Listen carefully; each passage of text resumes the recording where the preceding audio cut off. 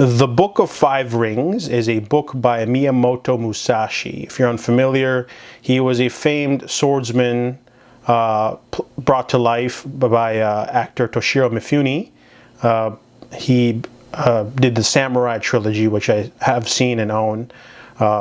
He was based off of a real person who fought in over 60 duels and never lost, also 2 large engagements. This book is very short. I listened to it on audiobook. It's only 3 hours, so that's about 150 pages, not even. So we get multiple sections of this book. There's the introduction that sort of gives you the sort of play-by-play of the person. And we get the different books, and they're named after elements. So you have the Book of Water, the Book of Wind, the Book of Fire, the Book of Earth, and then the Book of Emptiness. And each of the chapters explores a different aspect of his fighting style, of his sort of his philosophies on martial arts. A lot of people like this book, not just for the martial arts aspect, but just the philosophy as well. There's a lot to take away from this book. For example, there's like everything seems divided into 5. There's like 5 books, but there's also like 5 parts of the human body that you have to explore. There's the head, there's the middle, there's the feet, and then there's one of each arm. So there's like 5, parts. And then he talks about all the different strategies you can do for fighting and sword duels. But it also applies for martial arts too. Like if you're an MMA fighter, do you go for the legs? Do you go for the midsection? Do you go for the head? Do you go for the arm? So that's something that you can take away, even though you're not a swordsman. But it kind of breaks down a lot of different aspects. If you're fighting on a battlefield, common stuff too, like you don't want the sun in your eyes. Fight to kill. If your opponent slips on some stones, you use that opportunity to end them. That's just the way it is.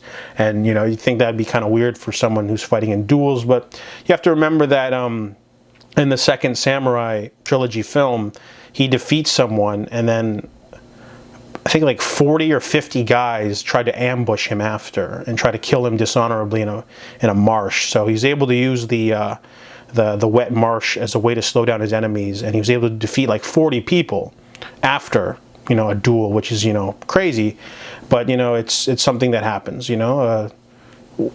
Sometimes people they get slighted and they want to fight unfairly. They would gang up an entire group of people to kill one man, and that's not really explored in this book. This book is more about the philosophies and the fighting styles, and the book also gives you some recommendations. Like there's a fictional book called Musashi, and then there's also the trilogy of films. So this one's more about just like fighting styles. Kind of use the repetitive phrase this should be investigated thoroughly. Got kind of annoying, but it's just him writing stuff down while he was dying of I think some form of cancer, I believe. He died in his 60s, and not much is known about like where he was from. His father left when he was young, but basically became like a wandering sort of traveler. And also Miyamoto Musashi is also the basis of the main character Usagi Yojimbo, a really popular young adult comic book which I really liked. I've read most of it.